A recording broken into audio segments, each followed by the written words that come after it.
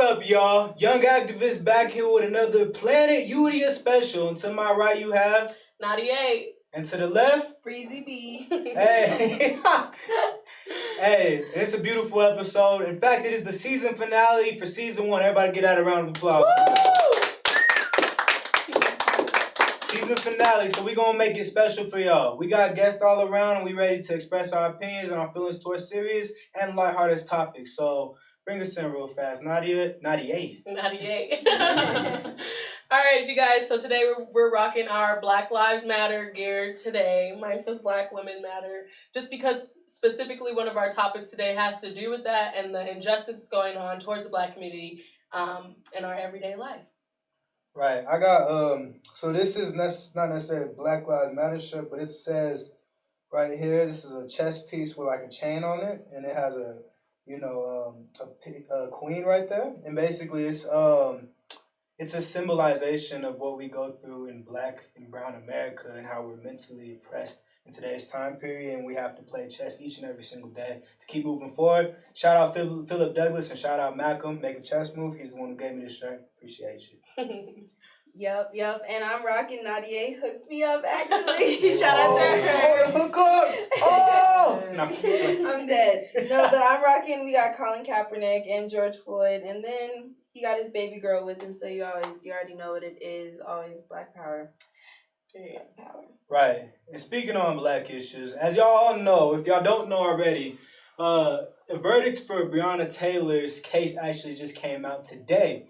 And basically what happened is the police officers did get charged, but they did not get charged with the murder of Breonna Taylor. They got charged with the damage of the apartment complex in which they shot up. And for self-defense is what they're defending themselves on, for aiming and protecting themselves against Breonna Taylor's boyfriend, which is insane when you really think about it. So before we really get into it, I really want to ask y'all questions towards the Breonna Taylor's case, and how do y'all feel towards the situation? Like, what was your first reaction when y'all seen how the police officers were charged? You got something? Hey, if you got something to say, make sure you introduce yourself too. I mean, hey guys, I'm Gabby. I don't know. It's just, it wasn't really self-defense for the police officers at all. Like, you guys came in unannounced in the middle of the night to the wrong house, and just ran up and started shooting. They thought you guys were robbers or intruders. They didn't know what was going on. They were asleep. So I don't know why they're saying they're trying to put themselves like as self-defense. It's just ridiculous. What do you guys think? It's so sad to say, but it's like almost not surprising. It's like Black people, like, when will they get their rightful justice? Right. It's so sad, so it's devastating. Right. And so it's like, this is the best y'all could do.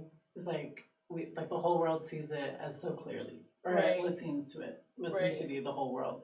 It's like, can we just take common sense into matters and compassion and just like general morals? Like, it's so sad. Yeah, there's like accountability needs to be taken, and I feel like with every injustice happening over and over again, it just keeps allowing it to happen again, and that's horrible and it's terrifying to even think about.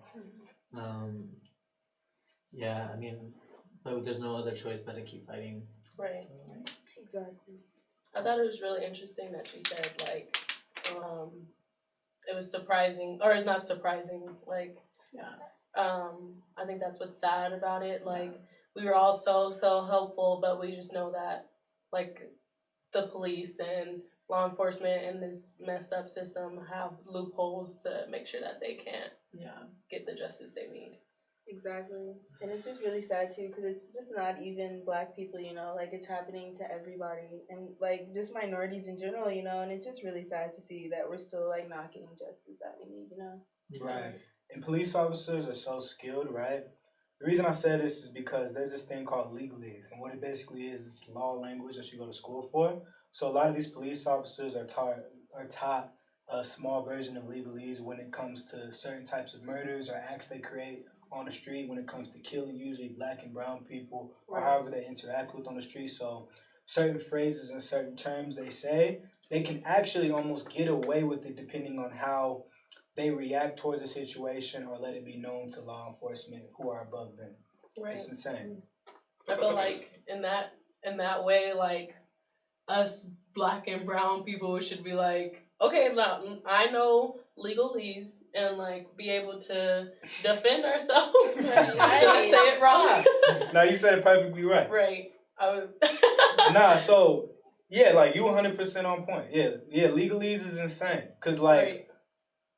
if you phrase things a certain type of way in the law, you can almost get away with anything, and that's why you see people who have the best lawyers. It's because they understand they have mastered the craft of the law. Right. They've mastered the craft of law language, so you can practically get away with any type of law. I mean, any type of illegal act you create. Yeah, I think the saddest part is that I've been seeing posts everywhere where they say like they care more about the wall that they shot than they cared about the human that they shot, which is very sad. I've also heard things where it's like white people care more about their dogs than they care about black lives. Like, and like speaking on things like that, like, how do you guys think we could change that attitude? Like change where our lives could be more important than property.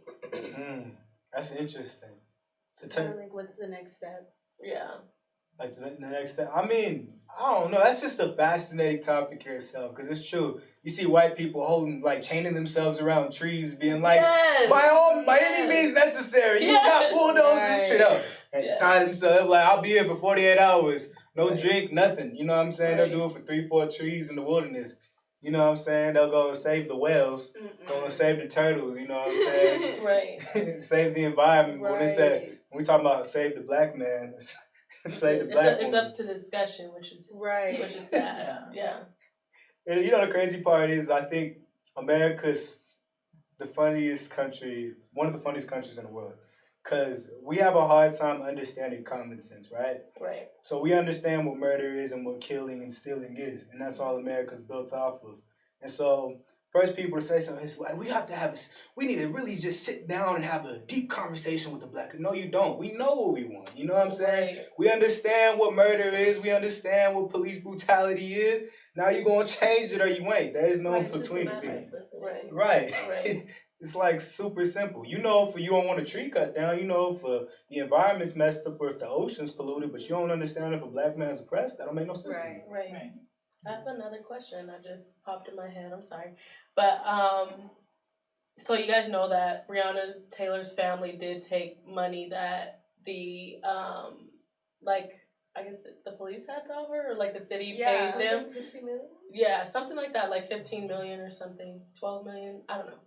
But if you guys were, would you guys have taken that money? Ooh. See, that's deep. That's hush money. That's hush money. Really? Just people like trying to get you to be that. quiet, because it's like they're acting stupid if they think that they don't know what the people want.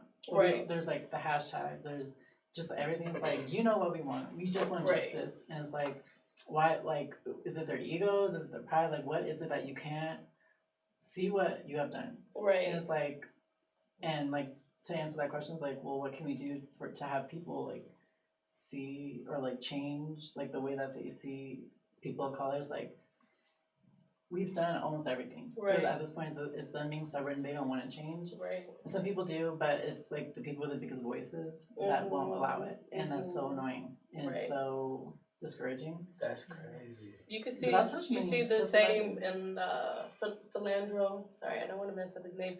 Philandro Castile's case, where the no police officer was charged, even though they admitted, like, yes, this was wrong, this is messed up. Right. I have a Malcolm X quote I just thought of, and it says, the white man will try to satisfy us with symbolic victories rather than economic equity and real justice. How do y'all feel about that? I mean, that's true. That's true. You know, the crazy part is one thing Black America, I would say Black America for sure more, is we have to stop having a price. Right. Like, we have a price. We really do. You know, your own son could get killed, and if they give you a $2 million, you know what I'm saying, hush money like we was talking about, it's all good in there, you know what I'm saying, you feel satisfied for that death. And so we have a price. And so what's the difference between that and the slave trade? You know what I'm saying? When you really think about it in a subliminal phrase, it's the same thing because that means you're willing to sell your dead kid away for $2 million. I mean, in reality, we should see ourselves as priceless. That's when we have to have true integrity. Until we have true integrity as a people, when we stop taking this bread and we start understanding what true integrity and true value looks like, there's not going to be a lot of change because we really think that's a victory. Right. Oh, I got $1 million. I'm set for life. $1 million. And that's my problem because I feel like even if they did, like the $1 million is not even as big as a problem for me as is like the money and like not going back towards the community. Because I feel like as like poignant these deaths are, this money should be cycling into something bigger, you know, to keep this from happening. Not like necessarily it is their responsibility, they should do whatever they want with the money, but I really just wish like all this money that I'm seeing like goes towards these foundations and stuff like really be funneled back like into the Black community, you know, and just so, yeah, for real talk. And then I've seen a few different things going on. This is just, you know, my own personal idea of what's going on, especially but police brutality, it's been around since Rodney King, Emmett Till. We've seen it for a long period of time. We've seen police brutality or white people just killing us, right? But it's really gotten way popular ever since Trayvon Martin. You know what I'm saying? What was that, 2012, 2013? Yeah. 20. It was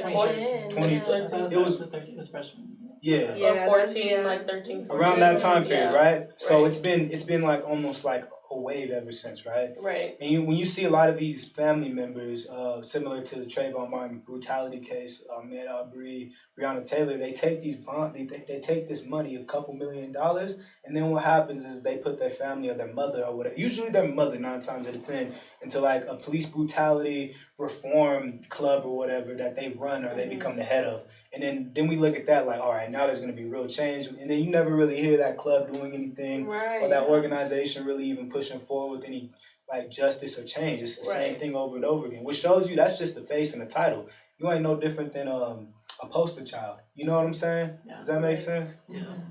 I definitely like that she said hush money. Like that's a really good way to put it because it's like, okay, all right, you're right. We messed up. Let's how can we get rid of this? How can we stop the commotion? Let's not actually serve justice. Right. Yeah. It's just us.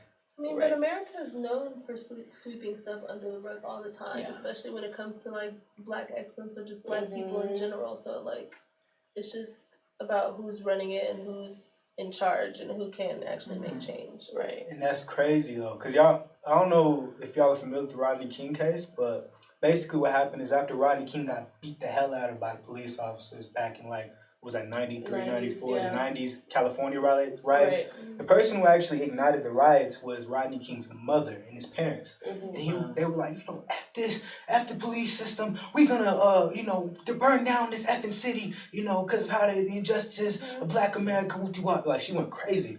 And what happened was the police officers came to her and said, if you don't calm down these riots, we're going to charge you for every damaged property in LA due to what you said in igniting a riot. They did that with Trayvon Martin's father, too, when he said, because with Trayvon Martin's dad, or when the verdict came out, he said, like, y'all better riot. Y'all better burn the shit down. And they arrested him for saying that, for igniting a riot.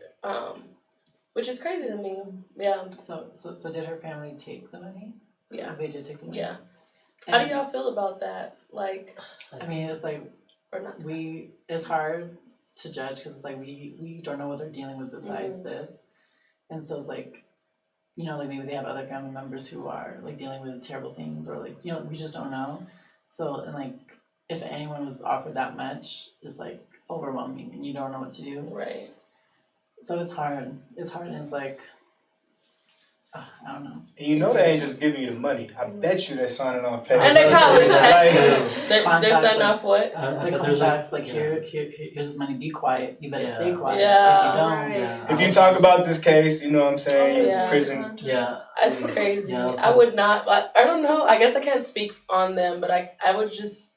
I'd be so pissed. Like if that was just my family member, I'd just be so mad if they were like, "Don't talk about it no more." Yeah. Yeah. Yeah, I was gonna say like, they should take the money and then keep hella fighting. Yeah. But I'm sure that's where that contract comes in if there is one. But that's why you don't hear them talking afterwards. Because if And they they're was probably just, hella taxing it too. oh yeah. If they were just giving the bread, you would be. I would be like, thank you very much. So as I was saying, right. Yeah, period. Exactly. Segment on track. And still fuck the police. yeah. So anyways, you know what I'm saying? Yeah. They ain't doing. You know what I'm saying? They have. There's no way in hell the white man is too smart. They got you signing paperwork. Right. Yeah. For sure. For surety. Yeah. You know what I'm saying? That's crazy. My thing is, like, I remember I seen, like, Fox specials and everything. So I really thought, like, because I feel like with George Floyd, everybody was able to criminalize him and, like, it be pushed over, like, the verdict of his. And, like, everybody could just criminalize all these black men. But Breonna Taylor's, like, I thought this one was really solid. Right. Like, I thought it was very, like nothing. duh, like she is innocent. And I've seen a lot of people saying, like, yeah, self-defense towards her boyfriend. So why did she end up dead? Right. You know? Yeah. Right. And then speaking on that, you know, the crazy part is people like LeBron James, you see a lot of these celebrities really starting to speak out about that, even like the football teams and all that. Going into that, have y'all heard about the dude Covington and LeBron James? He called him like a spineless coward. He's like some Make America Great Again UFC fighter. Ooh. He was like, yeah, I hate all these woke athletes out here talking about racial injustice and spineless cowards like LeBron James after he like beat a black dude's ass in the UFC arena. I'm not even playing with you. Beat his ass. And like the crazy part is like when I seen that, LeBron James' response was like, oh, well, I mean, we can get it in the ring because he's like 6'8", 250. LeBron just gonna step on him. But I mean, hey, man, you'd be surprised, man. He's a professional UFC fighter. Ain't no joke, man. They could beat up anybody. LeBron James? No, not LeBron. Guy. He'll dunk on him. See, and that's my thing. Like, I guess I would have rather him say, like, I guess I would have rather him take the bigger route. Because, like, I'm not going to go fight some racist. I don't need to prove that to you because you already look bad to everybody else if you don't support this. You know, normal people will think bad of you if you don't support this. You know what I mean? The majority. Hopefully the majority, right? Yeah, so that's crazy. Yeah. How many of us have, like, ever had, like, racist encounters? Because I know I have. Yeah, I have. Oh my gosh, does anybody like want to share a story? Oh yeah, that's a good one. Oh my gosh, Elijah, yo, start that off. Yeah. So I was doing. Elijah's like, here's my scroll. Yo, and this is how I know it don't matter what level a white person is in society, they still see you as a nigga. Yeah. The reason I say that is because actually I was talking to this homeless person and we were doing this fundraiser. You know how like homeless people, they usually go on like one corner somewhere, right? And we were on the corner like down the street from my house doing a fundraiser. With me and my family for an event, right? And so there's this white dude, he came up, he was like, hey, you goddamn niggers, get off this property, like, get off my corner. You know what I'm saying? And then he showed us, like, a wad of his cash. He had, like his cash was fat. I'm talking about looked like a book, you know what I'm saying? Like a dictionary. It was fat. And he had a bunch of money in there. He was like, see, y'all taking away my funds. And then he kept walking away. He was like, you goddamn niggers, I need y'all off my property when I get back, or there's going to be some problem. And this is a homeless dude. And so, like, you know, we're clearly in a better position than him financially. Right. And then there was, like, a bunch of them, too. It was just, like, in one little area. So one thing I realized from that situation is just, like, it don't matter if you LeBron James, Oprah Winfrey level, or if you know, a normal black man, brown man on the block, they still, at the end of the day, see you as less than because of the subliminal psychology of how white supremacy works in America. So that was an amazing experience for me, at least. Right. What do you think, Aubrey? Has anybody else had any crazy experiences? Because I didn't. I want to hear yours. I don't know. I feel like one that was like really kind of like, I don't know, not important, but it was just like eye-opening for me, I guess. I was like super young and I was working at a restaurant, Mercury Cafe, and it was like when I like first started like being a busser and like cleaning tables, and like this one like table, it was like a white couple and they were like sitting, like an Indian guy, and they were sitting there and they just like kept wanting me to come over to this table, and I'm like not a server, so I'm like wondering like why do they want me to come over, you know, like I can't give them anything, you know. And then so I finally go over there and like the white couple is just like looking at me and they're like just like come sit with us, you know. So I'm like sitting, I'm just like this is so weird. They're and like, you're our cable token. I know, they're like, it was so weird, and they literally just like like put their hand like on my hand, and they're just like, "You're like so pretty for like a black girl," and I was just like, "Whoa!" Like it was just like very uncomfortable. Yeah. I don't know. It just like changed like a lot of like my perspectives like on a lot of things, like, you know, especially like how I looked, because also like my hair was straightened, you know, so it's just, I don't know, it was like really like subconsciously like fucking me up in the head like a little bit, you know, but yeah, that was like a crazy one for me, and I was so young too. It was just like, whoa, did you say that to me? You know, like grown people too.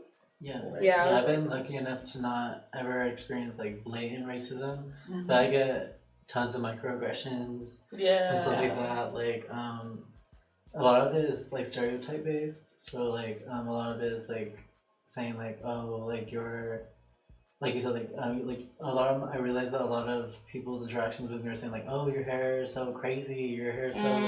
What? Yeah. I know, like, wow, like, that is so not a compliment. nice. Yes, please and stop it's, like, saying that. I my hair was like that. I feel you. But down to like just everything, like it's a lot. Yeah. Right. And like, yeah, like saying like I'm like fortunate that I haven't had blatant racism or anything like that, but like microaggressions like all the time, like because I model and I do runway and stuff like that, and like all the time, like designers like, we have straighten your hair. I'm like, oh, why? And like it's just not the look I want. It's not the look. I'm like, oh, okay.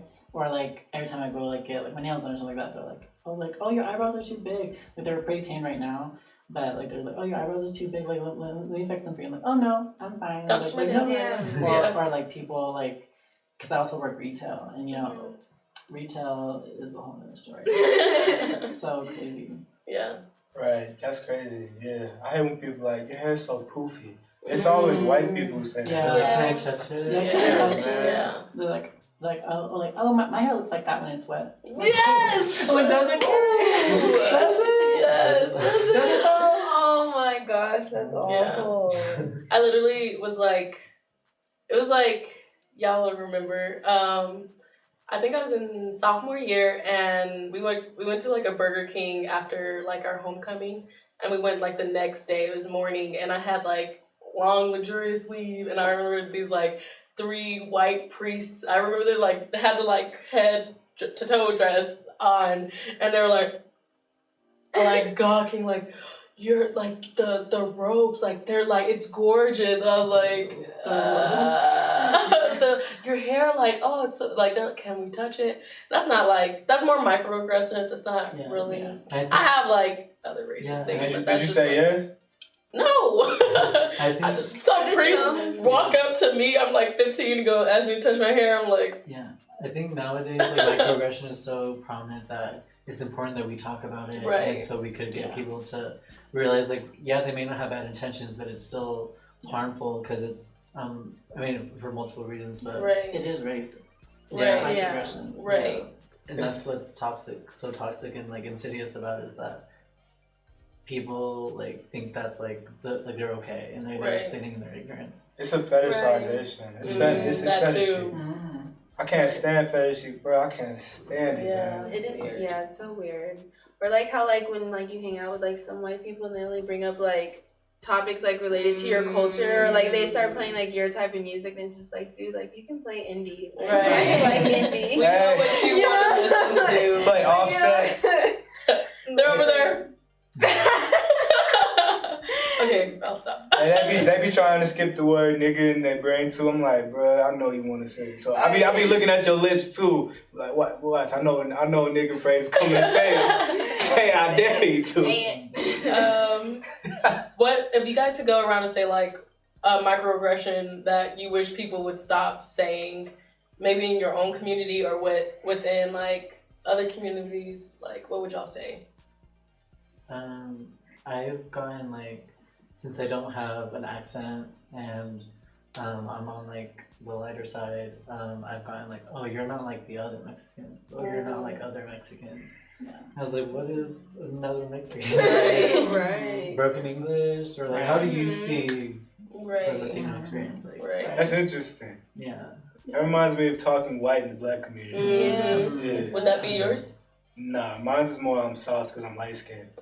Yeah. Okay. That's a good one. Yeah, I never heard that. What do Well, you think? I heard it in the Drake song. right? Yeah. You've never heard? Oh, because you're not. I guess you're not black, so I guess you wouldn't hear that. What do you think?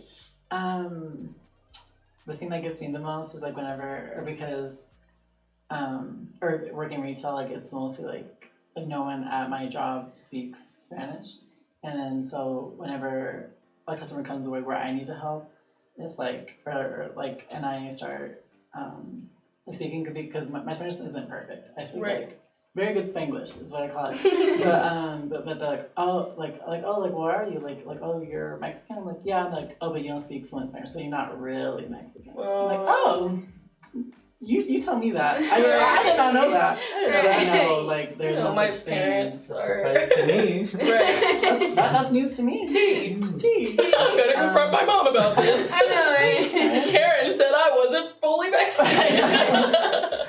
Karen, that's hilarious. But it's stuff like that, like the lack of like being fluent in Spanish. People always like, oh, you know, I'm really Mexican. Or since I feel like some people think I'm white passing, like, oh, but you're not really Mexican because you don't look like it. I'm like, oh, well, if that's how it works, then I guess a lot of people aren't what they really are. Like, Right. it's so annoying. It's like, don't take that away from me just because I don't fit your stereotype. Yeah. Period. Right. Say that. Yeah. Caption that, somebody. Yeah. No talk. What do you guys think? Definitely that, you talk, super white for a black person. I used to get that a lot because I don't dress like the regular black, or what is the regular black person? Right. Like, how gotta does the regular pants and black wear weave. person dress? Yeah. So it's just like, I got that a lot and kind of like, oh, like the crazy looks, like, what are you wearing today? But like, I would get compliments from people, but still Right. definitely that. Right. Yeah. What do you think, Aubrey? Definitely, I felt you on the hair. I definitely felt you on the hair Are because, you like, gonna take your hair out? yeah, like for me, it's, I don't know, like my hair is always like, for some reason, like when I straighten my hair, like it's just like a whole different, like, all the compliments. oh my gosh, and like white people like want to talk to me and they like want to go out with me, and then they're like, oh my god, you look so interesting. Like that's the most time when I get like the questions like, what do you mix with? And it's just like so frustrating, you know, because it's just like if my hair was curly, then I get the weird compliment is where it's just like, your hair looks so wild today, and I'm like, you know how many times like, oh my god, Your hair's so exotic. Yeah. literally I get that on a daily basis, like from like my boss. So I'm just like, why? Like, Don't do this. Her boss, I'm don't like, do this. stop. Have y'all ever been like insecure about like to wear your natural hair? Yeah. All the time. All the time. I'm like, I'm scared it's too like big. Like I don't know. Yeah. I'm not afraid to correct a bitch about it, and I also have to correct myself about it. Like I remember one time, cause like y'all know I'm in the army, so like there is like hair like regulations. Ooh, period, come through. There are hair regulations that we're supposed to like abide by, but so like the Hispanic or like the white women get to show up to work and they get their hair down and everything, but like I stress out every day, like, get your hair back, like, you know what I mean? So one day I showed up to work and I was just like, I was running late, my hair was curly, like it was out, and everyone was like, and they were like, are you gonna do something with your hair? I said, this is how my hair naturally comes out of my head. Right. Yes, I'm going to do something with it, but don't talk to me like my hair's not done, because I can walk around like this if I want. It's a double standard. Because, like, you wouldn't say that to fucking Tammy walking down the street, like, with her hair down. You wouldn't say. When Tammy curls her hair, are you all about it? You all about it, right? The beach wave. Right. Yeah. Beach wave. And then, like, what that reminds me about my job, like, there's predominantly, like, white women. And they tan very dark, and like we look here and like, wow, your tan looks so good, like you look so good, and then like there's like all like us brown people with like natural tan, and then they don't say anything. I'm like, oh, how it's about appropriation with her for me. natural? I know. It's like we're so quick to like love like when they curl their hair, or when white people curl their hair, or when they get their tans, like but when we do it. It's crazy, or it's like, or that's just who we are. And it's just who we are. It's like it's ignored. Yeah. Right. All right, y'all. So we're about to go to a break. Appreciate y'all for tuning in. Make sure y'all don't go anywhere. We about to go to commercials, see what we got going on, and we'll catch y'all in about 2 minutes. I was looking at the wrong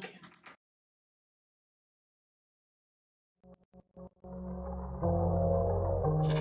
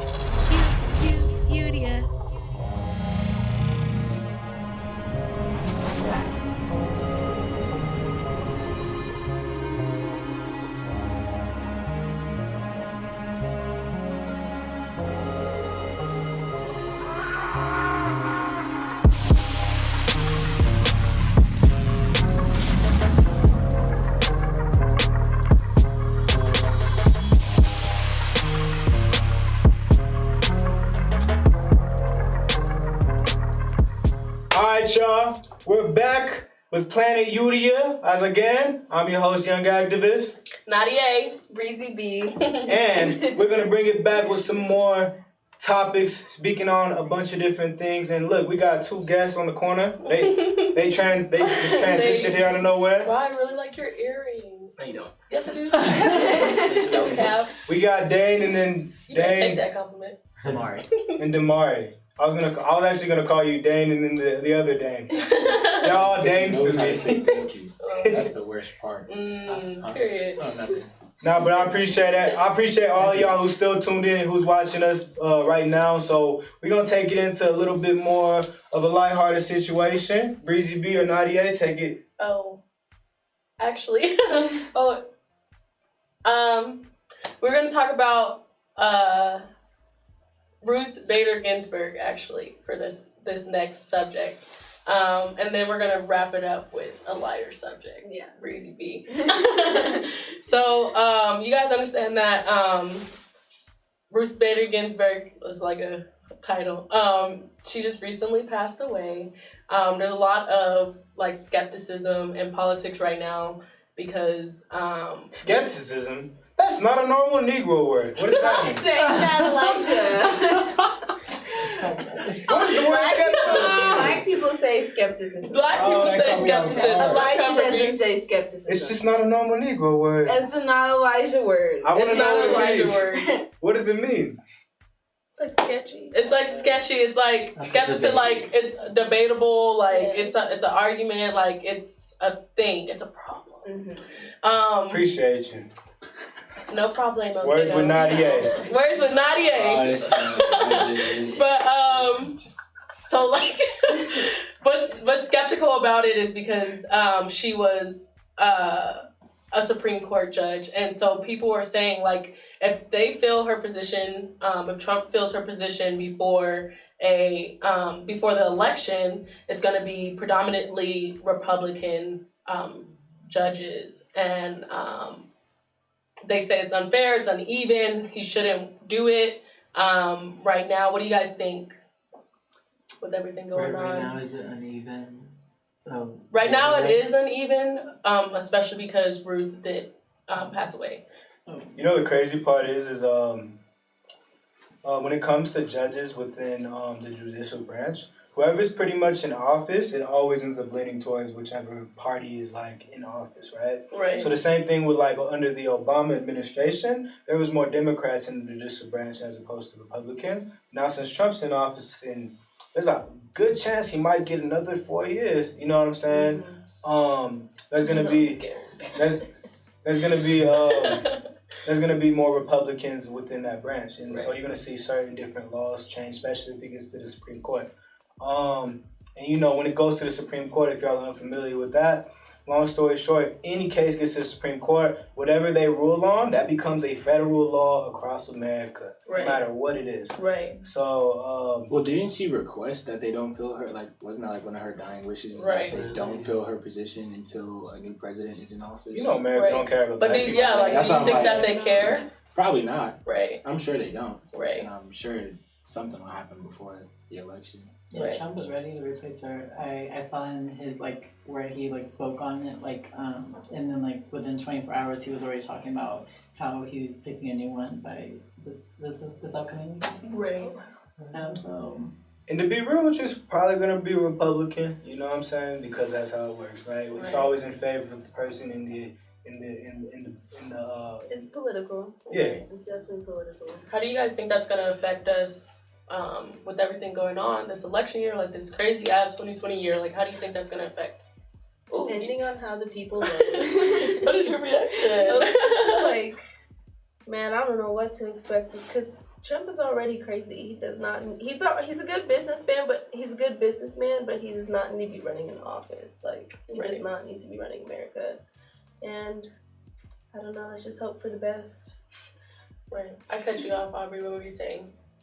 No, I was just gonna say it really just depends on like who takes office. I feel like if he gets another 4 years, and I feel like having another Republican Supreme Court justice is really gonna affect us like locally, like the decisions they make locally, just like on a grand scale, just every like little decision that they make, you know, like abortion and like stuff like that. It's just like all the laws I feel like are gonna get directly impacted. Right. Interesting.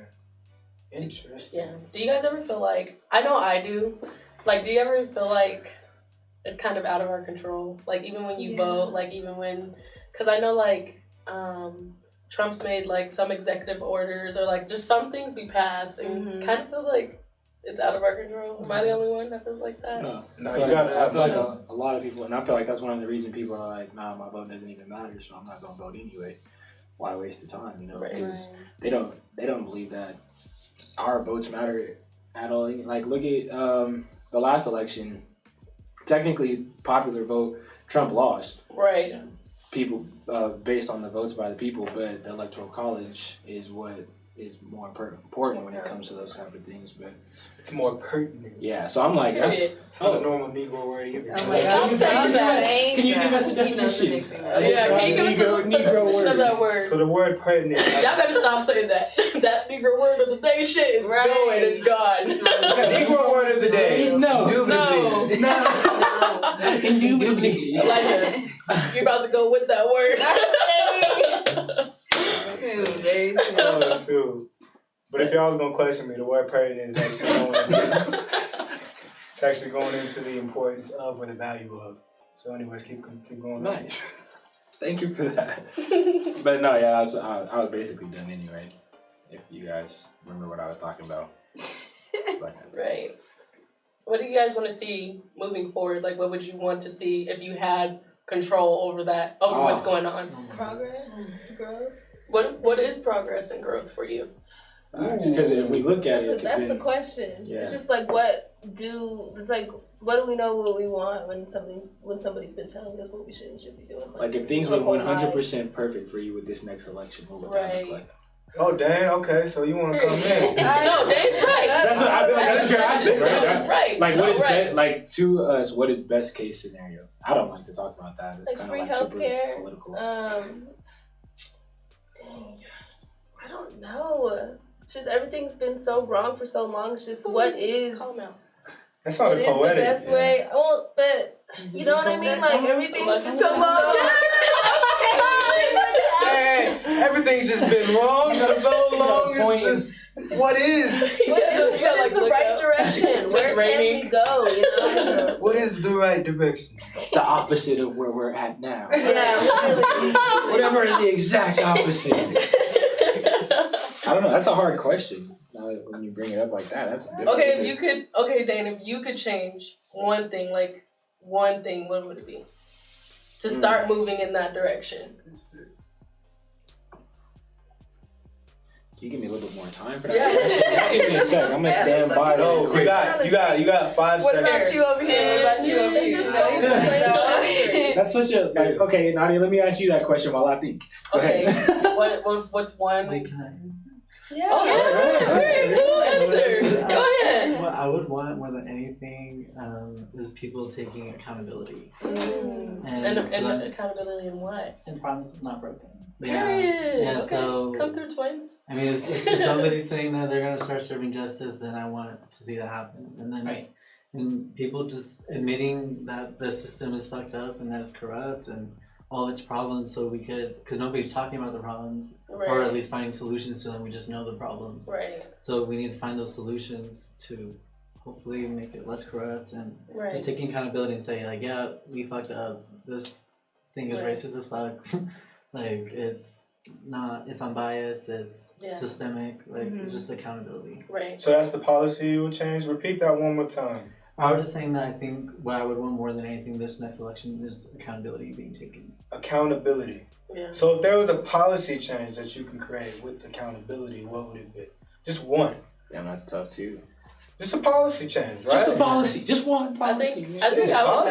I think I would know. I know, like, because of Breonna Taylor's case, like, there was some new, like, law or something made for, like, no knock. Tragic too. Right. And that's some shit. That one. So I think You missed that conversation. Oh, that pissed me off. Yeah. Yeah. I think if I were to answer like both questions, if I made like a whatever. Policy. A policy. If I made a policy about like accountability, like everybody taking accountability, just like whenever a police officer does take a life, like they are held accountable, no matter if they have to do the paperwork, they're held accountable in some way, like it goes on their record or something. Because I think like George Floyd's murderer had like had a history, and yeah, it's like documented, blah blah blah, but it's like, okay, so how many people does he get to kill before he's like off the police force, or you know what I mean? If I had to make a policy, that'd be it. And if I had to make like change something moving forward, like my first step, and I think that we're really neglecting, because I only see it on social media, is that there are children in cages. Yeah.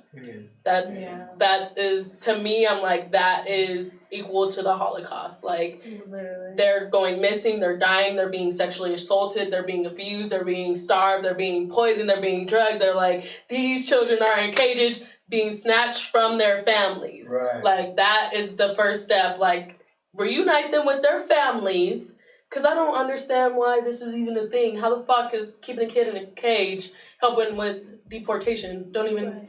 Yeah.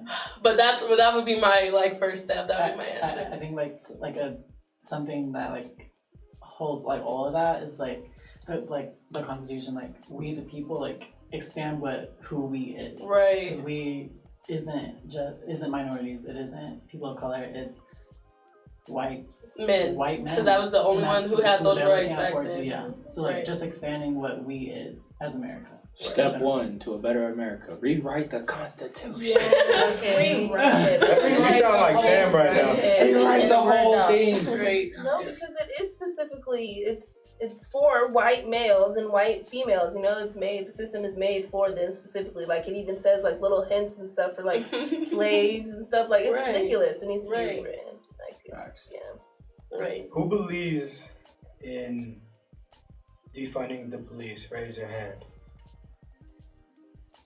I it's think like yes and no.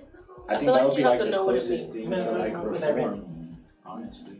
Yeah. With everything, there has to be measures. Right. And, like, I think that when people hear defund the police, they're like, get rid of it, throw it away. And Yeah. I don't think that's the case. Like, I think that there's a job for the police. Like, there's a job for firemen. Yeah. You know, like, they're supposed to be there to solve, like, domestic disputes. Thank you, damn. Like, there should be specific jobs for the police to do. Like, also, like, demilitarizing the police. Like, there should be specific task force. A big thing when I think defund the police, I think of Elijah McClain's case, where they called because he's like, oh, this guy's like welling his arms and he's not listening, blah, blah, blah, blah. Like, in this case, if somebody else, I think Denver has it. It's called the Starbus, I think. The Starbus? That sounds like a dope band. I have to look it up, but it's or Star Van, that's what it's called. It's a van that comes and when you call 911, it says, and you say like anything that might have to do with drugs, have to do with mental state or anything, this Star Van comes out instead of the police to de-escalate the situation. Yeah, and so we put with ketamine, which is to that case alone, like, grinds my gears. But if we would have had the Starman back then, Elijah McClain would still be alive today. Right. Because then it would have been, oh, I just have my headphones in. Hey, so I do got another question. Who believes in or if you had to choose between, actually, let's make it easier. Who believes in the Biden administration more than Trump? Raise your hand. The Biden administration more than Trump? I'll raise my hand. Yeah. Yeah. It's sad that we can't confidently, like we don't have someone that we're like, yeah, I want them. I wanted Bernie. Okay, that's who I really I wanted to feel the burn. Who believes in the Trump administration more than Biden? Raise your hand. Don't be scared, Joey.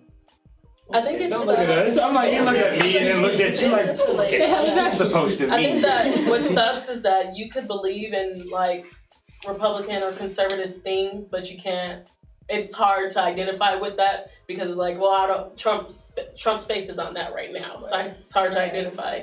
Yeah. I mean, to be real with y'all, never mind.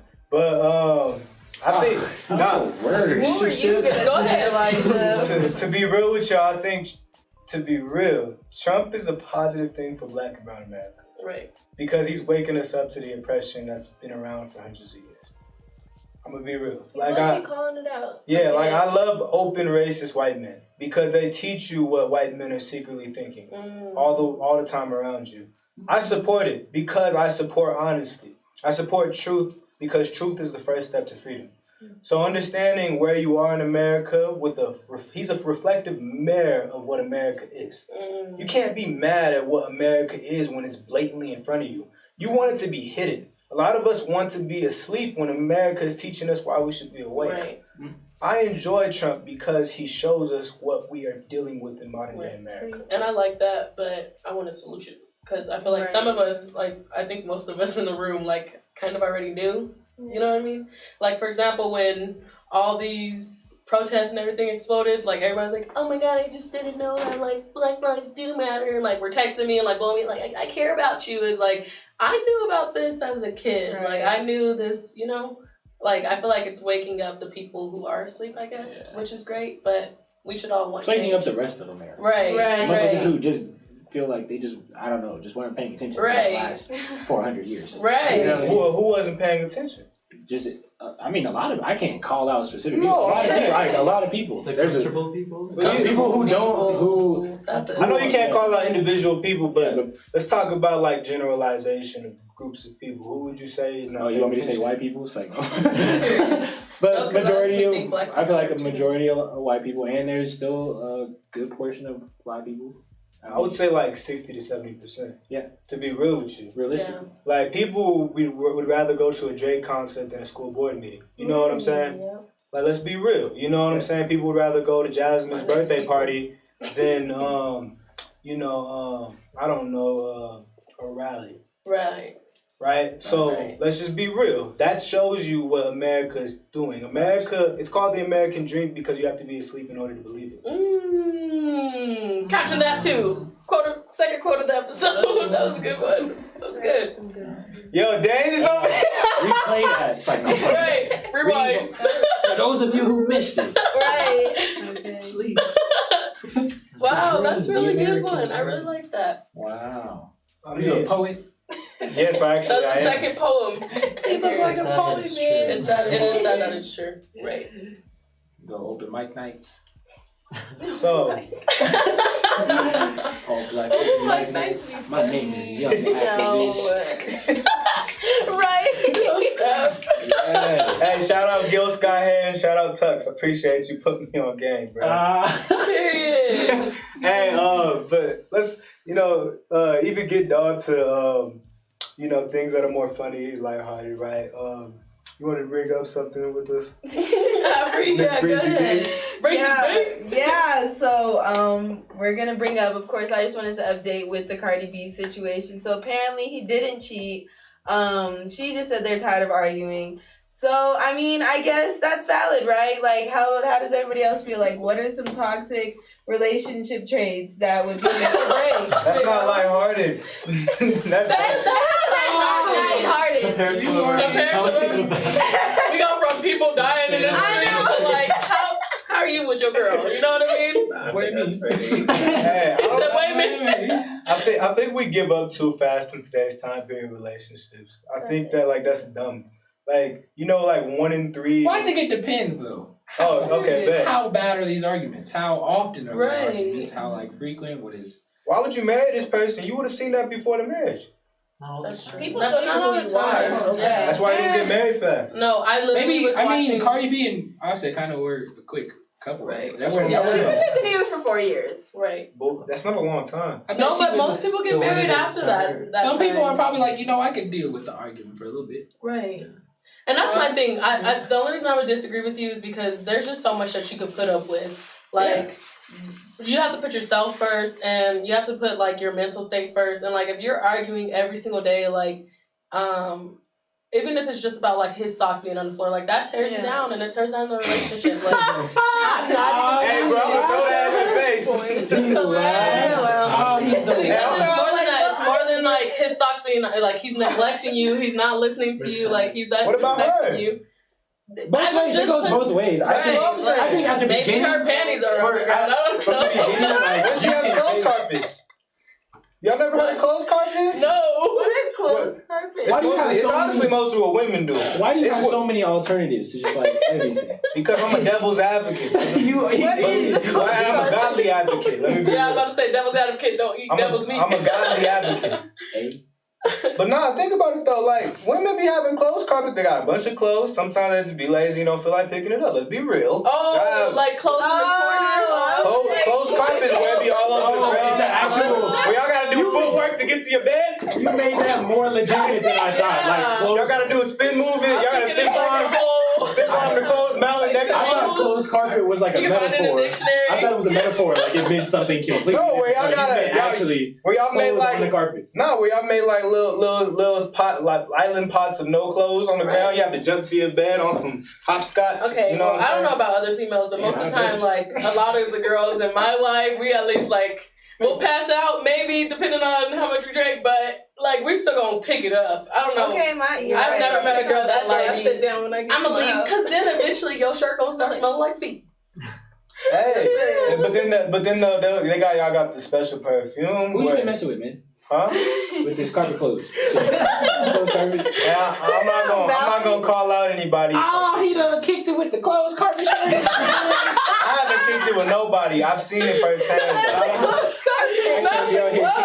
Hey, but tell me I'm lying though. You be seeing them. So have you seen a shorty with a closed carpet? Hell yeah. Is you gonna stay? Well, I'm not gonna be in that position. But you just said you know. No. So you know about I ain't never heard of it.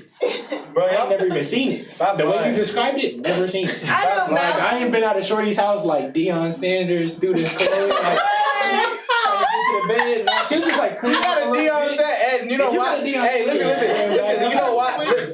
Dang, you know why you ain't never seen no closed carpet? Cause what girls gonna do is I gotta come over. He coming over. Yeah, I gotta so make if sure shorty don't even care enough to clean up before you get there, you probably shouldn't be there. Hey, that's cause you be. Hey, you know why that situation? You be having sex in the car. That's why you don't even. Oh man, I'm not just out here having sex. I don't have sex.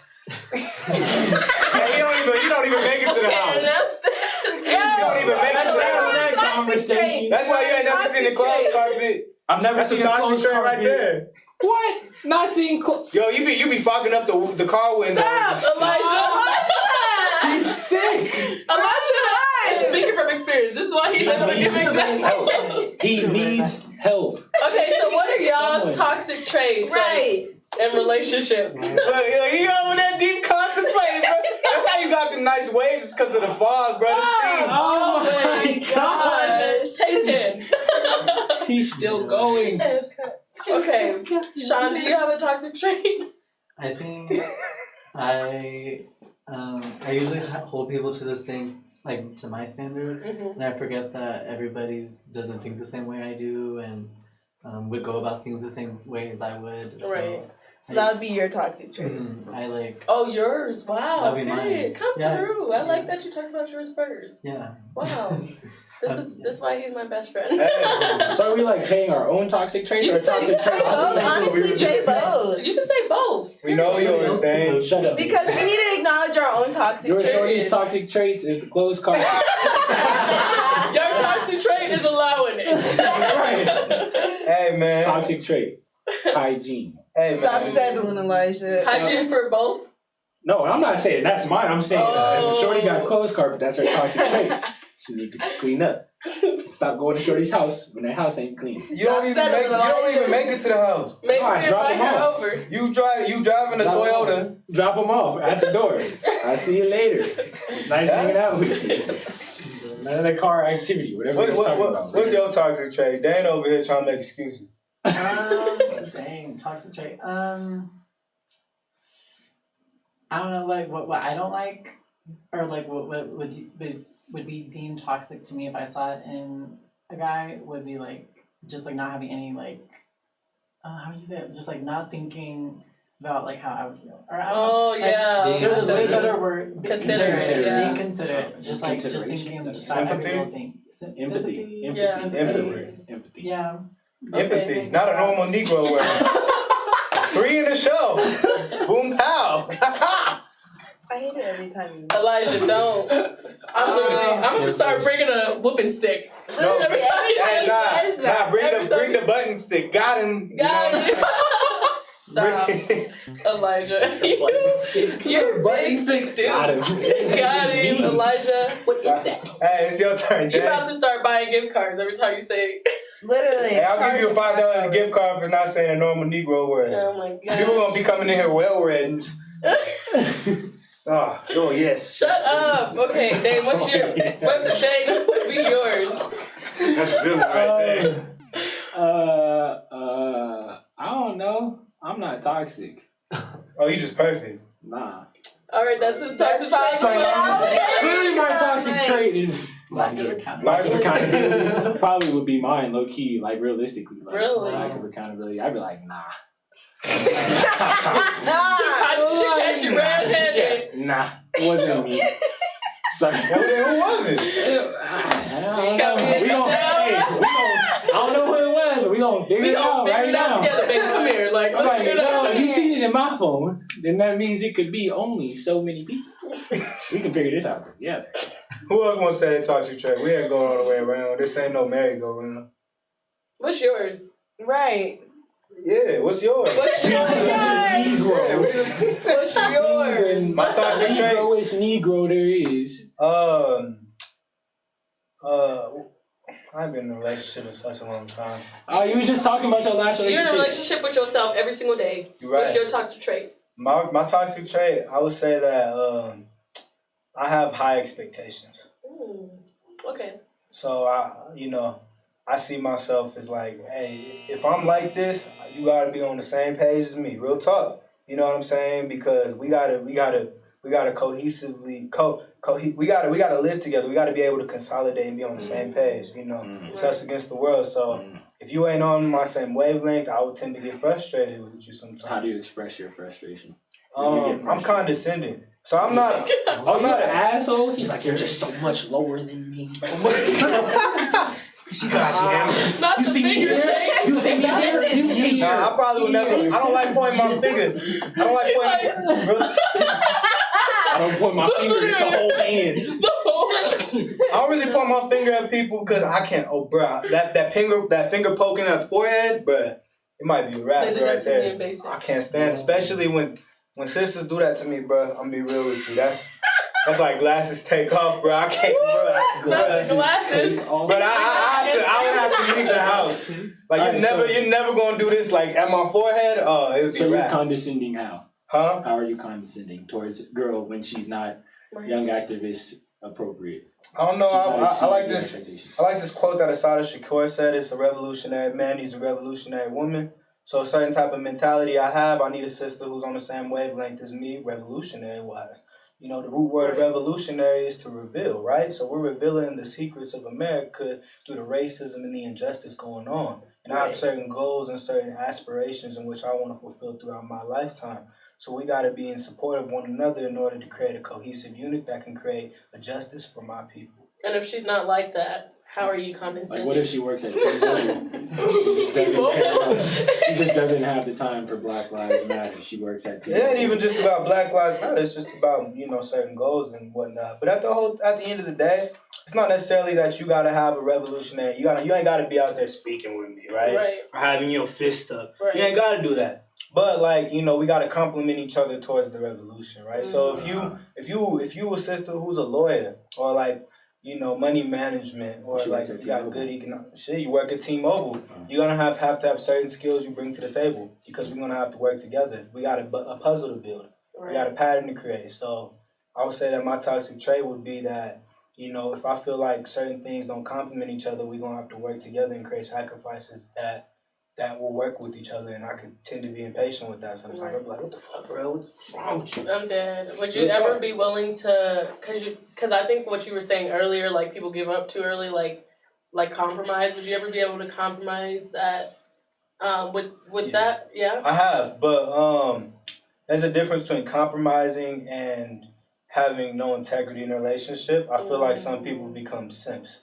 And I don't mean simps just for, like, honestly. I don't think you know what that means. Huh? We talked about this before. And I don't think you ever use that in the correct term. But what I mean by that is, sometimes, no, listen. And this is what I mean, like I think men and women have an issue with this. If you love somebody so much, or like you really care about the person, you'll lose your own goals in life for them. And I don't think that's always a good thing to do. And that's why you gotta have somebody who complements your goals, right? Right. Like I think that it's almost a sad thing to see. Like somebody will like lose their money, lose their reputation, their job, go to jail for somebody who don't even feel the same way as them. So there's a difference between sacrificing and investing versus, you just diving straight in that thing and not coming out, right? I think that's what a big thing is, which is why I have mixed emotions about this word unconditional love. Like that's what a lot of people think is like, I'm a ride or die bitch, I'll go to jail for my dude. Like people want that, and that's what a lot of people want. Like unconditionally, am I wrong? Like I don't want that. But people want that Bonnie and Clyde love. Like guys say it all the time. Like you say that all the time. You want that Bonnie? Not every guy, but some guys be like, I want a girl that'll hold my strap for me. Like that type of. This hood ass love, or like people want that. Them is people who listen to Polo G on the regular type. Yeah, real talk. Right. And that's what I think gets definitely confused.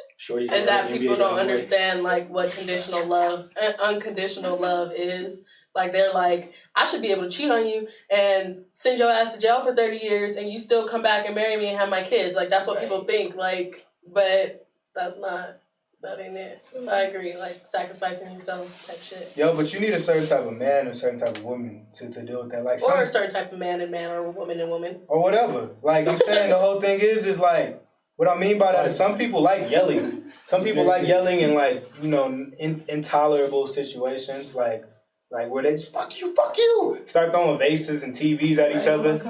But they love each other still. I hate them type of relationships, but some people just sometimes low key, like if you like everybody loved when Suicide Squad came out because Joker and Harley Quinn, like that toxic relationship, but like they still love each other at the end. They still have love for like people. I don't know what that is. Like people love that shit. And I guess like we were talking about before, it's kind of like your definition of love, because if you're throwing and yelling, like eventually I'm gonna get tired of you. But some people are like that. Like I've met people that are like that, like that will be in abusive ass relationships both ways. Like he hitting her, she hitting him, and they're like, let's go make a baby, like right after, like type shit. I've seen that. Hey, they look like he want that wood love. The wood love. The what love? We gotta hide under the bedroom, under the bed, because the big brother walk in.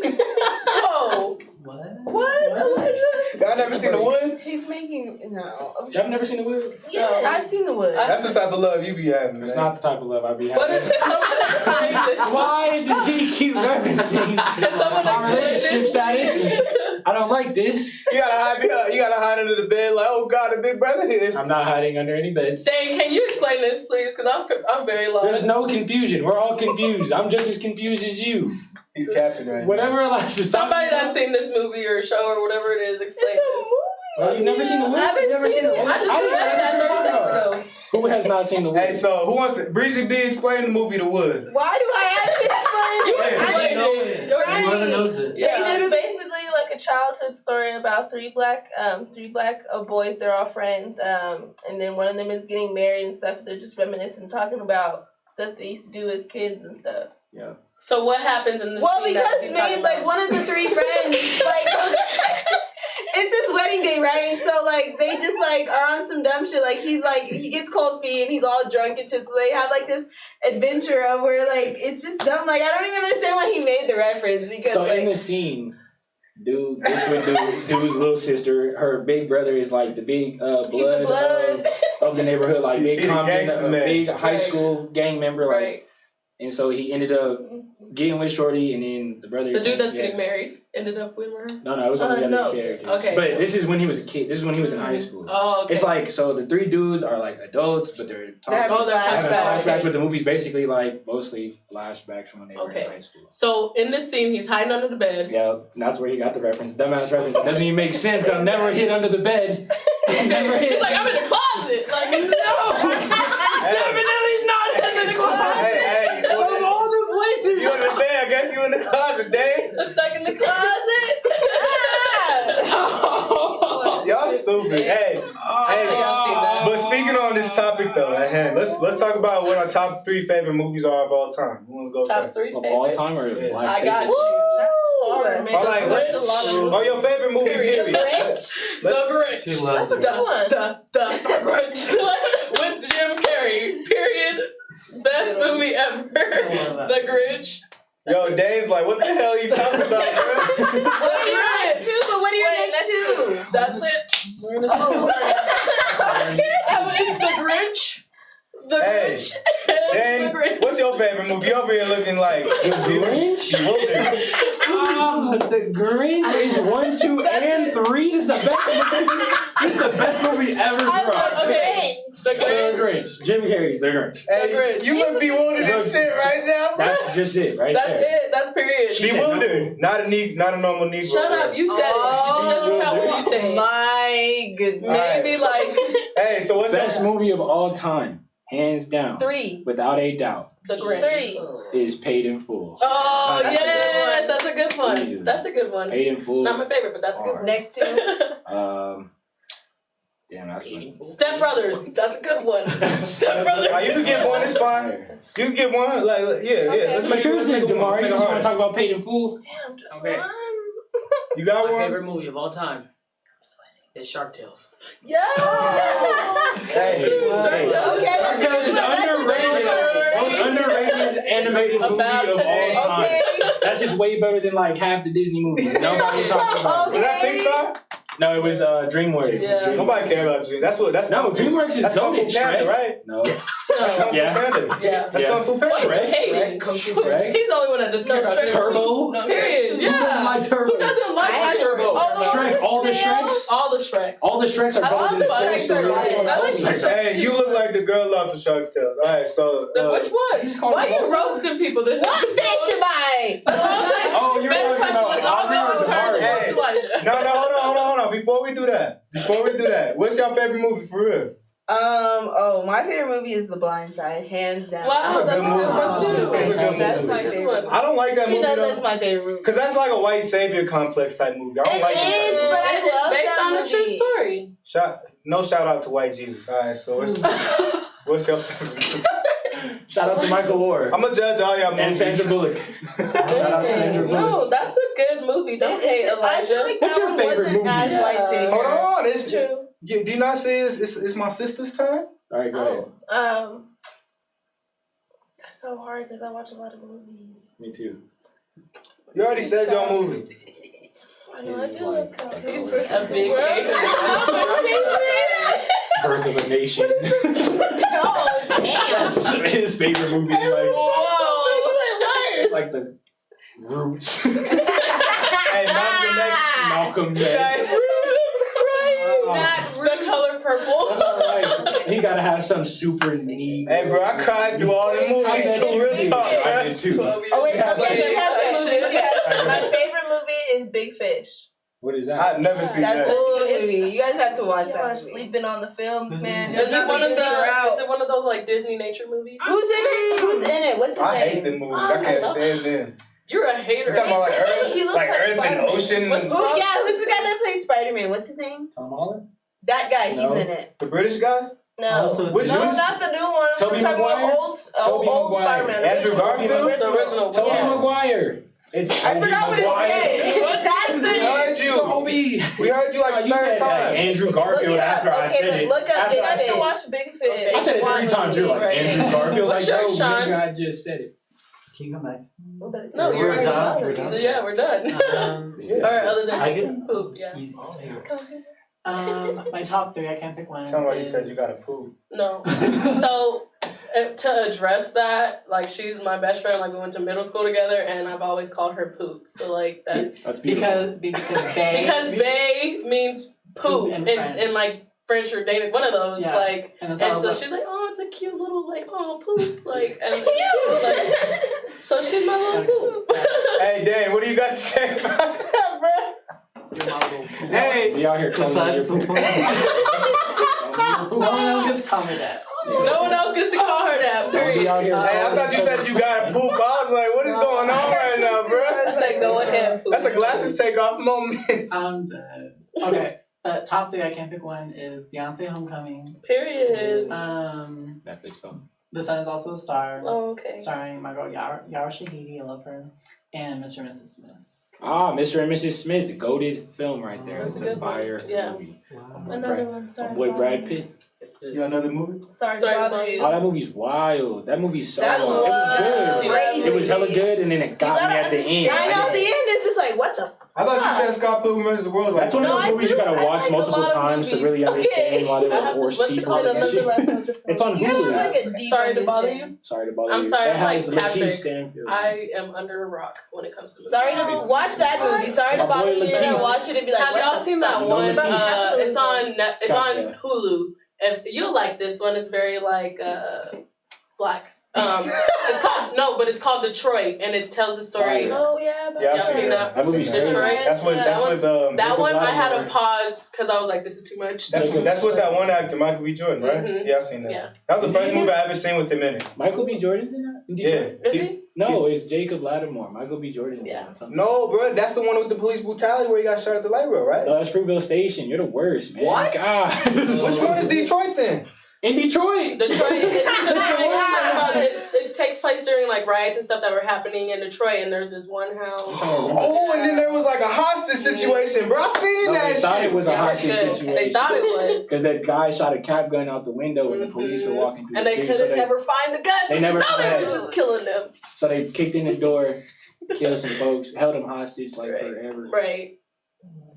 Hey, so anyways, y'all, appreciate y'all for sharing our movies. The Grinch, I hate that. But anyway, we're going to break one real fast. Of course, she's a hater. We're going to break real fast. We'll see you in about 2 minutes. Don't go nowhere. And we'll get back to you for the season finale.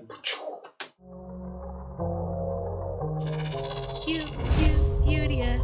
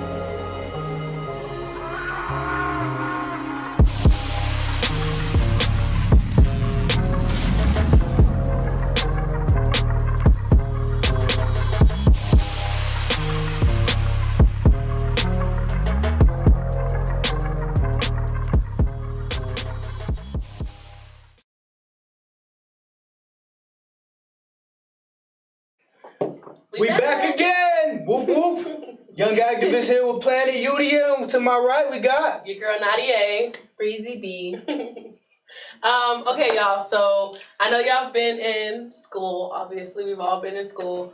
A big thing that people are pushing right now is more money for our sorry. He did a giggle.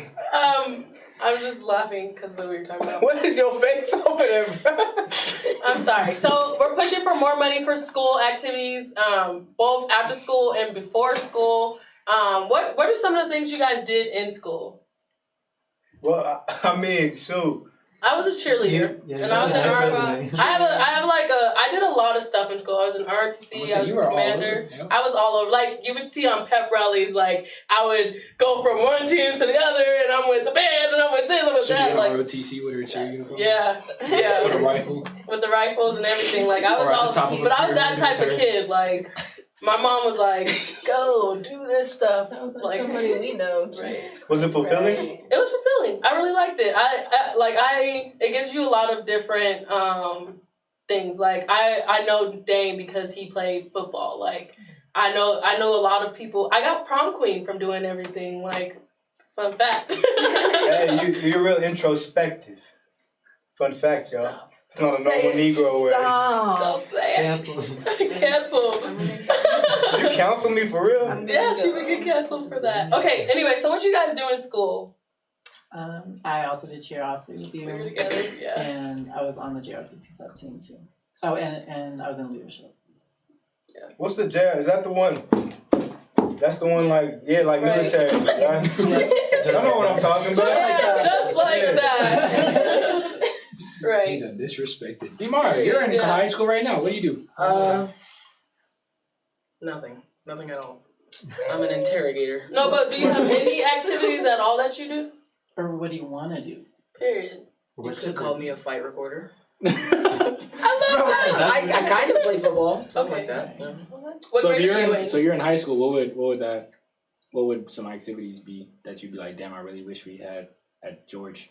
I wish there was like an after school, just like Black History, like class or something. You lying, for real? I swear. Bro, I'll go open that up right now. Please. I for real will. What was it called at TJ?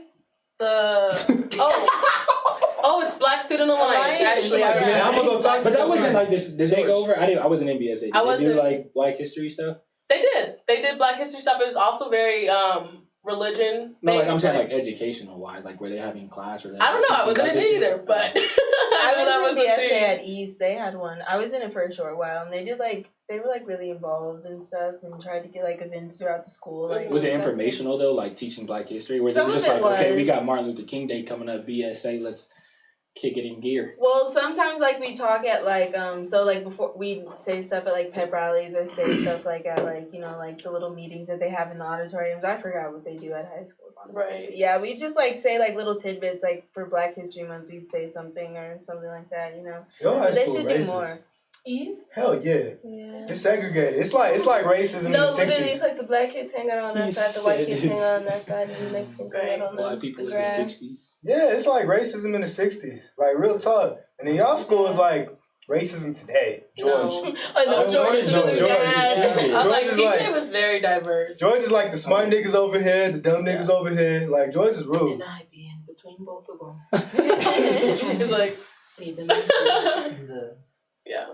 So what I did don't you know do in about high TJ. school? TJ was very diverse. It was very, very diverse. That's true. Yeah. You said what did I do in high What did school? you do in high school? You sound like you were very involved. I was, man. Oh, you went to Manual and where else? I went to Manu and Overland. So, I mean, my highlights was at Manu or Overland. I was an athlete. I played everything. Wrestling, football, basketball. When I got to Manual, I made the varsity team and stuff. I really lost the love of football. I was like, this is corny. Same with basketball. So then I started doing other stuff like speech and debate. I made like first place and like won like National Speaker of the Year and stuff like that. It was pretty cool. I just knew it. It's actually how I got into activism, real talk. I just knew it had to be something like that. Right. Yeah, real talk. Yeah, so then I was doing that and I was just like, oh, I'm kind of cold at this, right? Right. And so then I like ran for class president. I won. I quit being class president after like 2 months of school. I was like, this is whack. Because I was just like, bro, I ain't doing nothing. I'm a normal student just with a title. I'm gonna be real with you. And then like you can't really create any policies or changes. No, we just had leadership, right? Right. Yeah. So then I stopped doing that, and then I just like continued through actives in my joint, like SBOE, student. I don't even remember what that stands for. I'm gonna be real with you. And then we made like a club called Y'all, Young African American and Latino Leaders, and we put it. That's pretty dope. Yeah, we put it in all schools, and they like won like $1 million grant. And then yeah, that's crazy. And then also I forgot about this. You know, y'all know what the DPS Foundation is?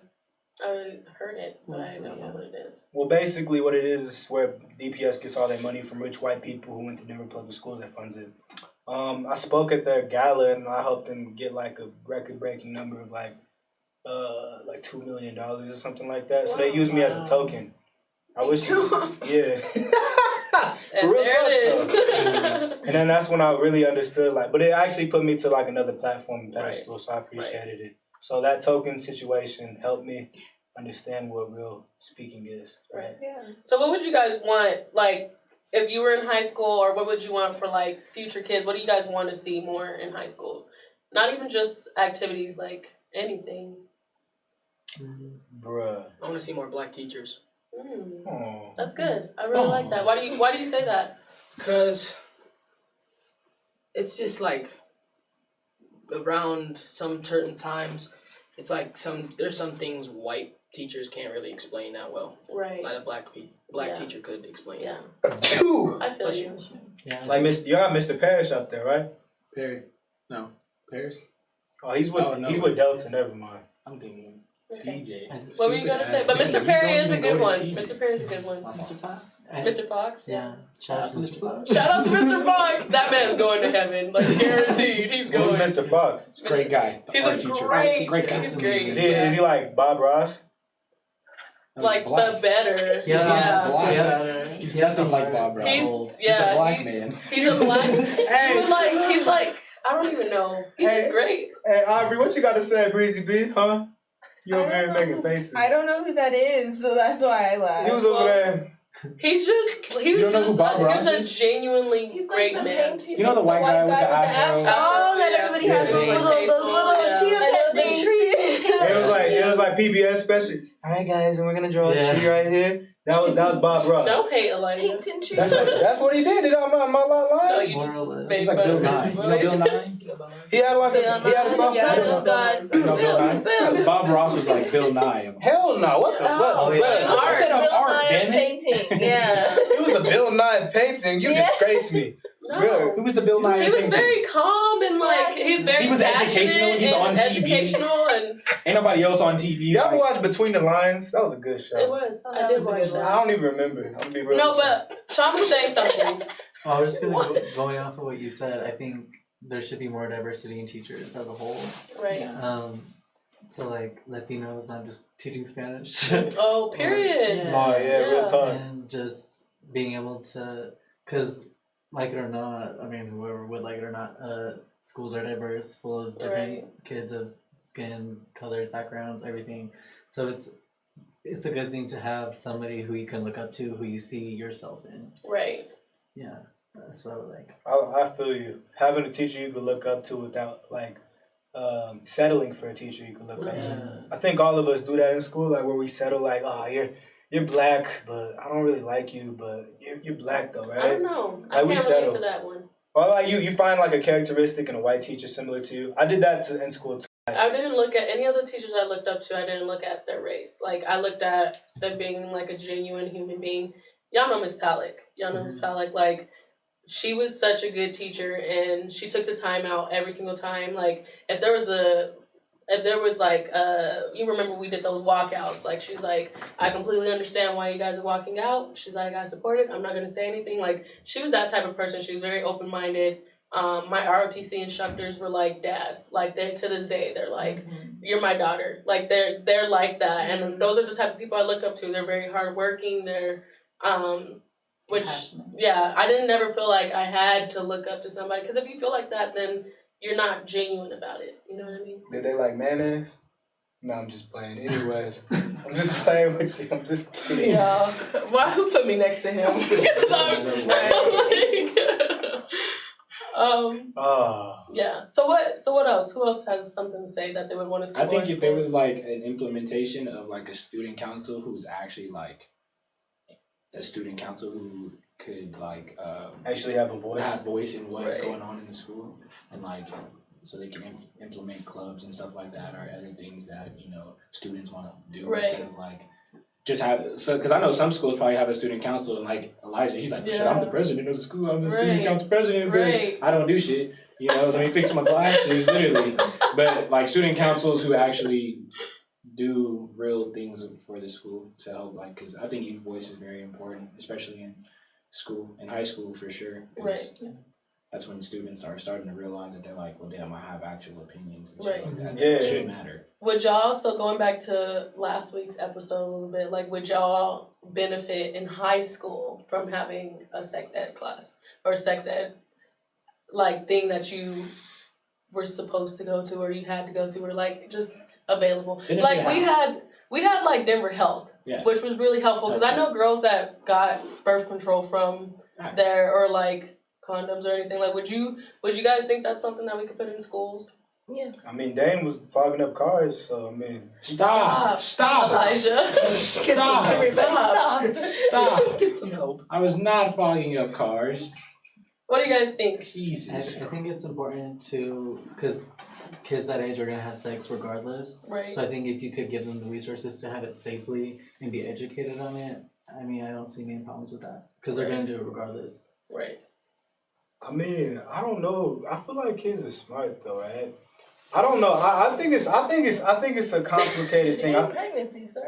Hey, I think man. giving kids more credit than. I think kids are smarter than they actually act. I think kids do a lot of things through rebellion of their parents. Yeah. So, like, if you teach kids at a young age that you gotta value your body as opposed to giving it up, you're gonna see a lot of kids do that, right? Right. A lot of kids tend to do that through the insecurities with their parents, or certain coping mechanisms, or whatever's going on, or their mom, potentially had a baby, or their father. So, like, I think that if we teach value in kids at a young age, you will see a lot of, like, sex ed is still important. Don't get me wrong, you should teach sex to kids, but I'm just saying that, like, you could also teach self-value to kids too. That's just my thing. I feel you. It's definitely just beneficial and needs to be like talked about because like I feel like a lot of people like assume like, oh well they know about sex. Yeah. Like they know how to do it safely, but some people like really don't. Yeah. And it's like I've had like a few friends in high school who've gotten pregnant and Right. like they're like, oh, like I just didn't know it was that easy. I didn't know it was like this and that. I didn't know this would lead to that, and like so it's like some like let's just have it to be safe, Right. Like it's not really taking away from anything. Right. I think another thing they should add is like aside from just the sex, they should talk about consent, and like other situations like that. Like what is considered a safe situation, what situation you could avoid. Because like she said, like they don't talk about it. Right. So it's good to like just especially young girls. I feel like it's important to show like they have choices. Like they can't say no, and men too. Yeah. Right. Something I really. Oh, go ahead. I mean, I was just gonna say. So first and foremost, we appreciate the school talk because I really appreciate it. Because I mean, we all wish we did certain things in schools, or had certain teachers in schools, or had certain enjoyments in schools. But due to it being the season finale of season 1, let's give it a round of applause again. We're going to go around and ask very lighthearted questions to each individual. You know what I'm saying? It's not going to be as serious. I just want to see how you guys are going to answer the question. Okay. So we're going to start off with, say your name for the camera. Damari Washington. What's the worst lie your parents have ever told you? That they could that they were gonna hold my birthday money. Period. Go high kid. Say that one more time for the camera. They're gonna hold my birthday money. Oh, bro, hey, my mom did the same thing to me. She ain't never paid me back for that thing. That shit pissed me off. She paid you back in birth and feeding you and clothing you. And that's what she but said. listen. I feel. That's the response. Now she took it away because of a punishment. She was like, "We're gonna take this away. I'm gonna give it back to you once you're off." And never gave it back. And I was like, "All right." Well, you shouldn't have been bad. She used that. You still on punishment. Period. Hey, and then for you, Breezy B, If you was in a zombie apocalypse, what role would you play? Whoa. The zombie, personally. Would you play the person who sacrificed people? Would you get like what I would role be would you shooting play? the zombies like that. Period. I would be doing kicks. What if you and run out of flips. bullets? Parkour. Go What? find more. Miss Survival Like the Time. You ever Bass- seen The Walking They're Dead? going to Bass Pro Shop. She about to be a Okay, fighter. period. She about to be a fighter, period. So Sacrifice. He's gonna fight no matter what. I like that by me any and Dave means. were on the same page. By any means, just no matter what happens at the zombies. What if you get bit? What are you gonna do? I'm not getting bit. Period. She's one of those people in the movies who are just goated. One of those goats from the movies. Period. Not enough. What's that movie? That's hilarious. Zombieland. Yeah, exactly. Exactly. I was just thinking about that too. She's what's his name? Tallahassee. Tallahassee. And I've only seen Zombieland too, so I don't know who the hell is Tallahassee You gotta is. see both of Woody them. Harrelson. It's Woody You gotta Harrelson. see both. Yo, I hate them video game movies. Is it the same person who makes them type of movies? Like Okay. Scott Pilgrim vs. the World? Elijah, those are two of the best movies. The best What's the next question? Yeah, what's the next question? Hey, so the next question is, say your name for the camera. Gabby. Alright, so Gabby, who has the biggest influence in your life right now? Right now. Oh, but you said in your life. I don't know. I can't really. I feel like I get a lot of influence from different people. Like I take advice from like kind of everybody, but I would say my mom. Your mommy. Yeah, my mom and Bree. that. Shout out mamas. Shout out mamas. Thank you, mamas. I sound like Tupac. Not even close. 98. 98. If there was 1 meal you could eat for the rest of your life. Ooh, your girl's an eater. Oh, got it. Period. Got it. Barbecue, anything like ribs. Oh, that's very broad. So No, she- but no, like legit. Like my mom's baked beans and some bomb ass mac and cheese and some ribs. I could mess that up every single day. I thought you were My saying all grandfather's types of ribs. My barbecue. grandfather's ribs. Yep. That's hilarious. Hey, He's like, yes. so say your name to the camera. I'm Sean. Alright, Sean, would you rather wash dishes, mow the lawn, clean the bathroom, He don't cook. He don't clean. I'm kidding. or Sorry. vacuum the house? Which one are you gonna pick? I would say dishes. I just have out of all those. Or vacuum since we have mostly Which one? You gotta pick one. Let's do vacuuming. Okay, I was gonna. Do you remember when we asked him to do the dishes? So you no pruny fingers for you, right? I mean, I don't care that much. Clearly we do. Yeah. You don't do it. If somebody else will do it, I'll gladly step back. Hey, but you gonna be a vacuum house for the rest of your life now. But you heard us. You didn't hear him say because we have mostly hardwood floors. I know. It's one hallway apartment. One hallway. John's like, yes. Hey, say your name for the camera. Huh? Say your name for the camera. My name's Adriana. All right, Adriana. If there was what makes you hungry? Ooh. Ranch. Oh, I love ranch. Actually, what makes you Ranch? angry? Oh, what makes me angry? I don't really get angry. It's so lame. What about angry? What makes me angry? Yeah. Wait, what? Yeah, Ranch makes you angry?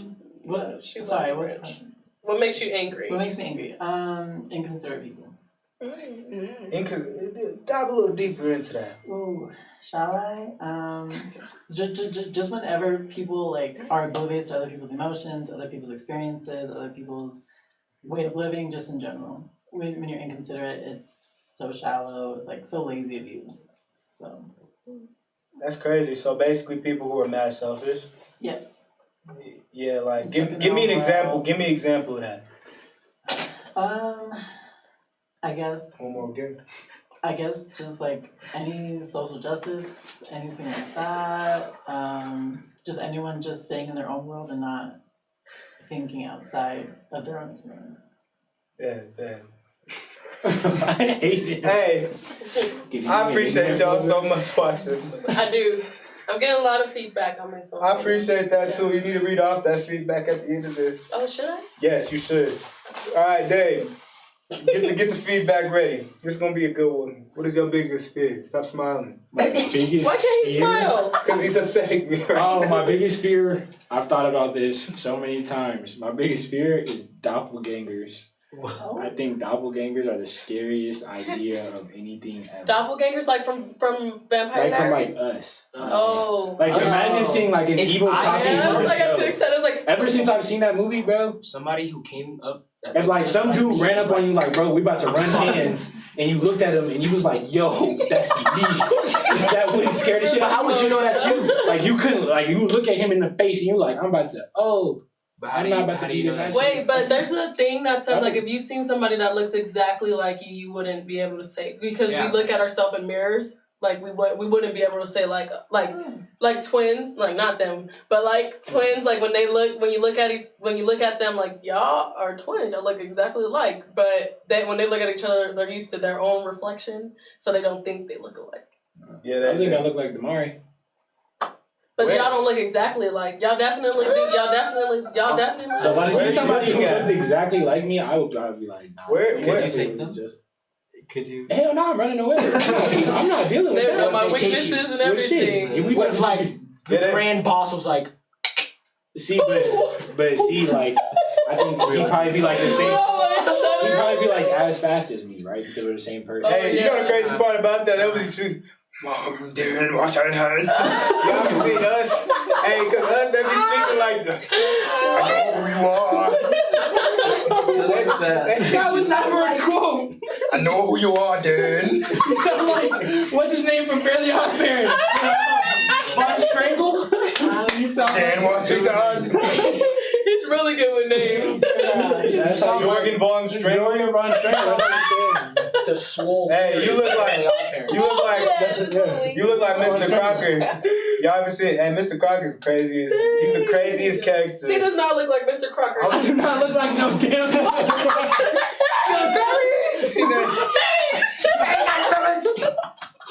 Hey, do that one more time. No. No, do that one more time, bro. No. Y'all ever seen? Hey, he be having like aneurysms, bro. Yeah, he got his ears on his neck. He's the weirdest character. Elijah, I have a question for you. Elijah had a question. What was your favorite, since we're talking about it, what was your favorite childhood movie or show? Dragon Ball Z. Ooh. Why?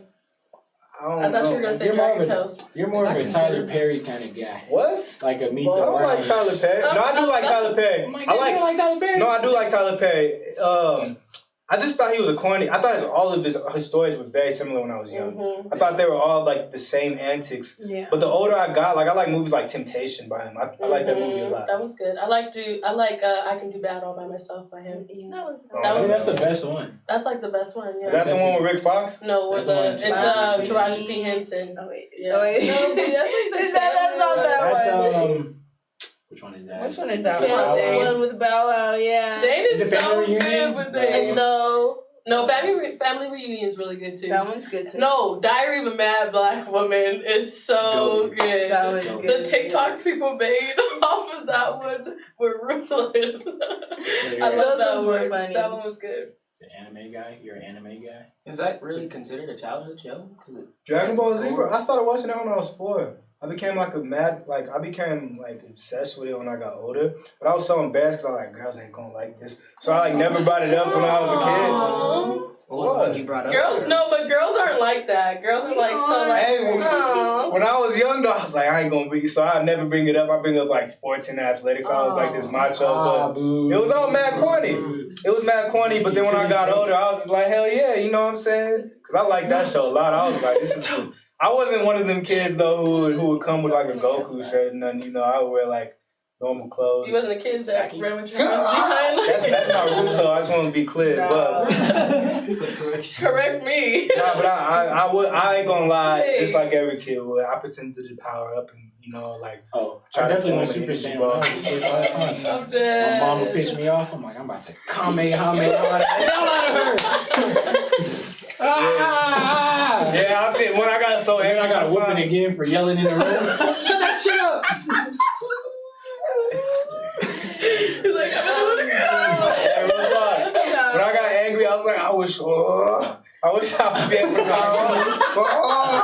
My kid power. You didn't y'all never yelled at y'all's parents behind their back? Yeah. I didn't power up. Never power up. Hey, y'all ever got so angry at y'all parents that y'all would be like, I want to kill you, stupid. Start punching your pillow. Y'all ain't never got that angry? No, I ran away. Okay, I'd pack. I'd run away. I would run away. And my little sister. I never ran away, but I would. I've never ran I'd away. pack a bag. I would punch your pillow. I always made it down the street. I always left. And my little sister, like, if y'all know her, like, she looks exactly like me, and she's like 2 years younger than me, and I'll be like, night, we leaving. She's like, period. We both like, we're leaving, Mom. My mom would let us get, no, she would literally let us walk out the door, come drive, like, we'd be sitting there like, you don't know Daddy's number? No? Okay, well, let's walk back. Like, my mom would, at first my mom was like, don't do that shit again, but. That's crazy. I'll fight. I would always make it out the door. Really? I got in trouble one time for doing that one. I'll be in my room throwing hands with my imaginary dad. Really? Hey, that's like the movie with Ricky. What's that? Don't be in the Boys in the Hood. Yeah. Don't be in this when they did the parody version. Don't Be a Menace is kids. so good. Yeah. That's how I used to be. I used to be so mad. Don't be a menace while drinking grape juice in the hood. What is that movie? Like I hate that movie. It's just. Why? Y'all, can y'all do me a favor and count how many times Elijah has said hate during his entire? Okay. Because I hate how much Elijah says hate. Hate. Y'all ever seen the Dave Chappelle show? Dave Chappelle is such a good comedian. If y'all had a Greatest comedian of all time. if y'all had to pick the greatest comedian ever, I'm be real with y'all, bro. Who's the second greatest? Because it's really Dave Chappelle. But who's y'all favorite comedian of all time? I don't know. I'm easily pleased, so I laugh at everything. Yeah. Me, I'm the greatest. I find myself funny. My squad. Who's the greatest comedian? You look like you're really contemplating this. Eddie Murphy. Eddie Murphy. Boo! Boo this man. Tweaking. Dang, I got crickets. Okay. You gonna boo Eddie Murphy? I know. He's a good comedian. Like, coming to America's one of my He's gonna favorite. say like D.L. Hughley or some shit. I just said Dave Chappelle. You said other than Dave. You said other than Dave Chappelle. Okay, Chris Rock. I know you were gonna say that. Of course. And then Kevin Hart. I think Kevin Hart's underrated. Kevin Hart is very. He's like very, Kobe very, of comedy. Kevin Hart is definitely the only comedian I've ever watched and like damn near peed myself. Not Cat Williams. Cat Williams He's too. I had a principal in middle school. They're definitely on the Mount Rush. Rushmore of comedy somewhere. Right. Kevin Hart, Dave Chappelle. Yeah. Who else did we say? Eddie Murphy and Chris Rock. Not Chris Rock. Hell, Yeah. you're out of your mind for that one. You're a hater. Yeah, you're a hater. You hate everything. Who do you think, Sean? Foggy car. I was saying I like the ladies. I think Oh. Maya Rudolph, Yeah. Melissa McCarthy. What's her name? Linda Ray. Yeah. Tiffany Haddish is good. I hate you as a person. I'm keeping it a buck with you. No, I'm joking. I don't want to say anything mean because I don't like women comedians. Hey, you know who's funny? Ellen DeGeneres.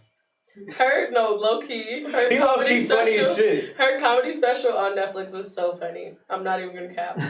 I was crying. But I I'm can never easily take Ellen pleased. DeGeneres like as a comedian. I just see stories. That's why it was so She funny. came up. She was debuted first as a comedian. right? Yeah. She's kind of funny, bro. She's underrated. Yeah. Underrated. She's funny because she's not funny. You know what I mean? Like, or no, like. If it makes sense, like she has her special on Netflix, and it's like so relatable, but it's funny because it's not relatable. You know what I mean? She talked about like her butler. Yeah, she talked about her butler.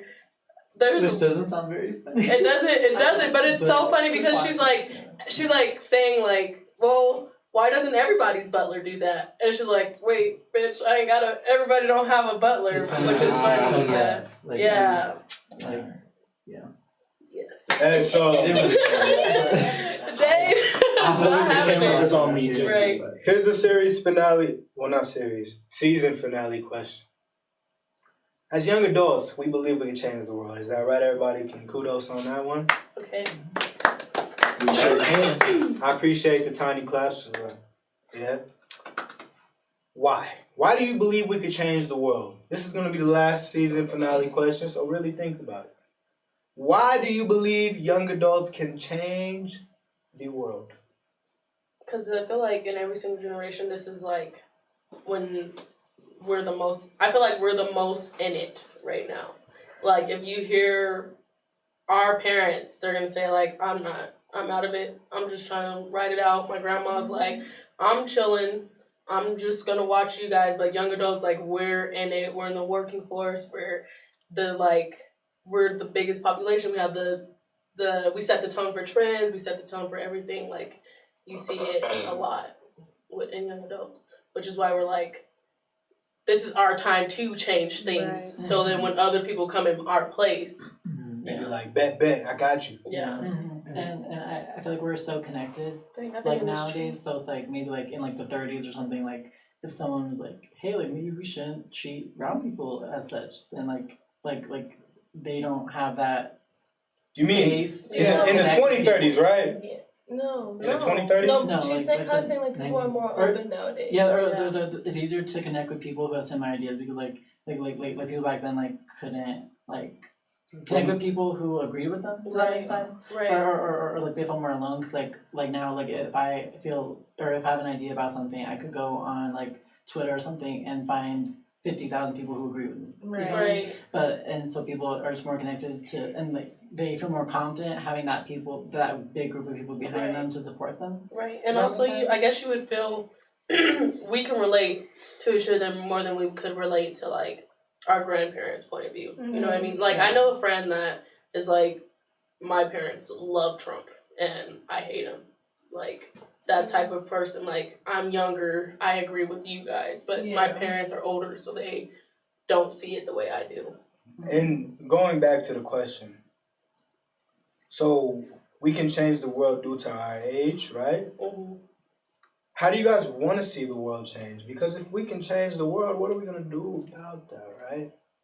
Is it through policy? Is it through certain acts in which we want to see better treatment? See, I think the thing is that we're so much more technologically advanced than everyone before us. So like all the people who are in like higher powers now are still old as hell and don't like know like a lot about technology and stuff like that like we do. So I think us using that as our power, because we have so many people with so many ideas who have a platform to reach millions of people. Back then, probably not, like it wasn't possible to do it. I have a dream. Right, like people had to like know who that was and like go to where he was to be able to participate. Now you can participate from anywhere around the world because of like technology, and we have so many more ideas that we can spread with so many more people. And just like when our Black Lives Matters movement started, it blew up. It blew up because like we're able to spread that more. And people before like us didn't have that ability. So now us getting older and technology continuing to advance, by the time we have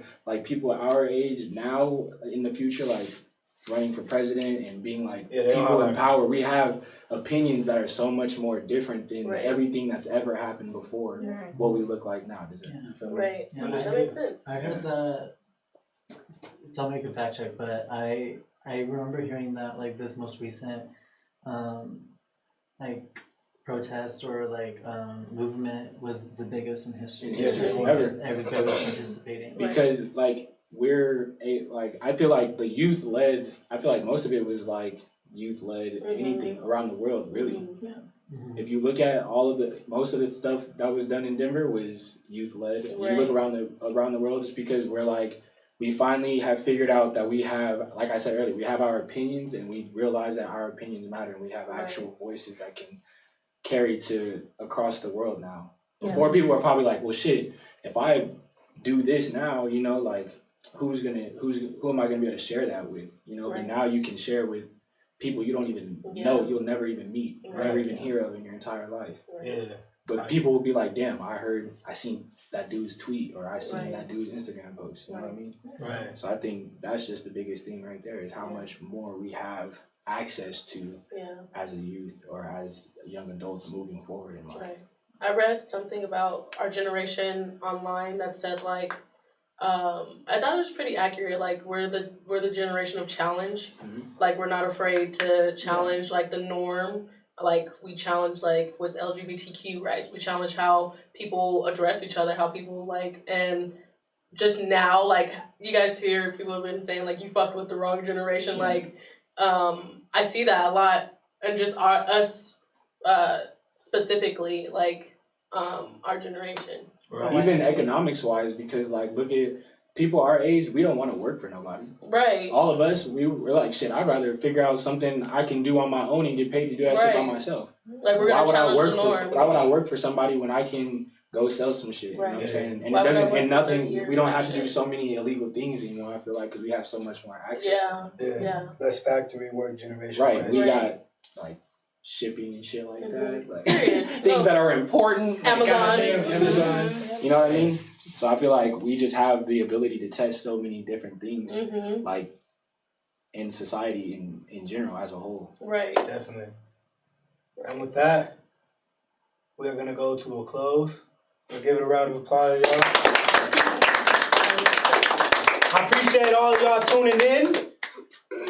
This is our season finale, and we appreciate each and every single one of y'all who shared our post, who subscribed to the who subscribed to the Ahrr Network page, who went to go like the Youdia page, who went to go like the Ahrr Network page. We're trying to get to 500 likes on Youdia page, so help us out. We're trying to get to, you feel me? Yeah. We're trying to get to a grand, 1,000 likes on the Facebook page. We're trying to get to 200 likes on the YouTube page. We growing, and we doing it because of y'all, so we appreciate y'all, and thank y'all very much. So make sure y'all go subscribe, like, and make sure y'all follow us on Instagram as well.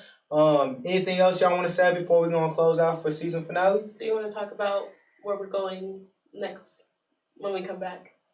Yes, so we won't have a show next week, but the week after, I believe that's the 7th, right? Yes. Yes, we'll be having kind of like a revamp. It'll be just the hosts from now on Wednesdays, and then we'll be doing more of like the group setting like now on Saturdays. And Fridays. And Fridays. Actually, yeah. We actually found out today we're getting a new location for Fridays. So yep, definitely stay tuned for that, guys. And do you guys have any announcements? I have a few. Any shout outs or anything? Scoop dibbly, what you got? Oh, as always, I have Love Sunglasses, so follow that LUV Sunglasses on Instagram. And I co-own a family-owned business with sis over here and my mom, and we're doing a pop-up this weekend. Do you know where? This Saturday? This Saturday. At Hope Tank from 1 to 4. Yes, so everybody come show out and show up. Show love. Hope Tank. Thank you. Oh. Sunglasses. It's called Sticky Drip Waffles, everybody. Yeah. I'm going to hand out cards. Sticky drip? Yeah, Sticky Drip Waffles. Where at? So is it sticky Give me some drippy? info, man. No, Yeah, it's send you info. I'll send it down. to you. Hand out It'll cards. be at the Hope Tank. I don't know where that is. It's on 64 on Broadway, so just it's on Broadway. Word up. Be there or be square. And Yes. make sure y'all go follow the Young Activist page, trying to get to 10K. We almost there, bruh. Help us out. Anything else? Anybody got a shout out? Go. Yeah. We have Hispanic Heritage Month all the way up until the 15th, so I'm still hosting a bunch of shoots to celebrate on my Instagram page _S Sean Rose. _S Sean Rose. Let's go. Make sure you go follow that. Make sure you follow and like at Black Pride on Instagram. It's our Instagram page for sharing Black excellence and Black beauty. She just posted some new pictures too. I did, and Elijah's in them, so maybe go see Young Activist. Shout out to you guys. Yeah. Hey, stop pointing fingers at me. Do you bro. have anything? I've got nothing. Shout out to Youdia, man. You guys are doing big things. Solid work. Thank Word you. up. Very good. Very good I first love to season. see it. We love to see it. Yeah. Season Very 1. good. That's And if, crazy. Just the first one. and if y'all want to see these beautiful faces back, just let us know. DM us, and we got you. Yes. And with that, we say goodbye. Bye.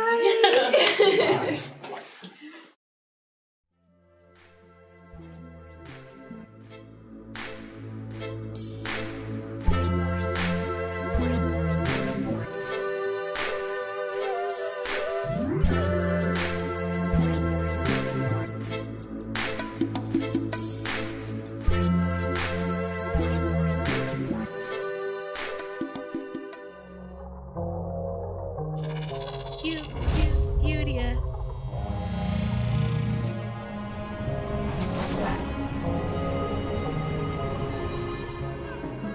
How y'all doing? Young Activists, back here with another video. So today, we're going to be talking about filters and why people use them.